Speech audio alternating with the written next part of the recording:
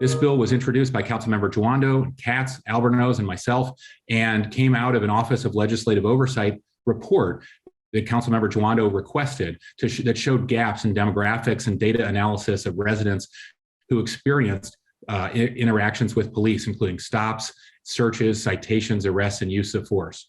We can't improve our policing and we can't improve our public confidence and reduce bias without better data collection and public access to that. You cannot fix things and improve constitutional policing and trust in the community if you don't track what's happening.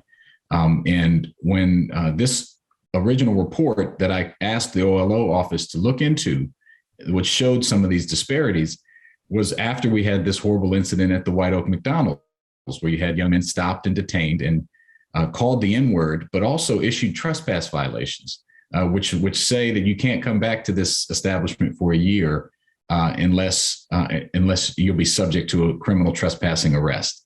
And it has it's a significant barrier to folks being able to move freely in their communities. And I asked, as a result of that, because no one was arrested in that incident, how many of these are we issuing, to whom, what are the race and ethnicity? And we were not able to get answers to those questions. They were kept on paper. They did not track race and ethnicity of the individuals. There was no aggregation of the data.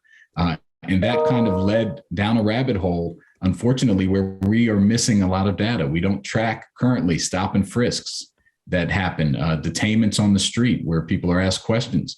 We're not tracking race and ethnicity consistently across all of the things that arrests and use of force and traffic stops, et cetera, et cetera.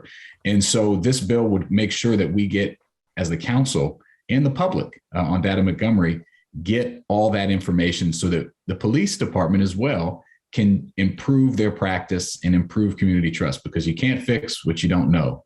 And if you look at other jurisdictions, there's robust data systems in New York and in San Francisco and other places that track all of these things. And we need to be at the top leading edge, because we are.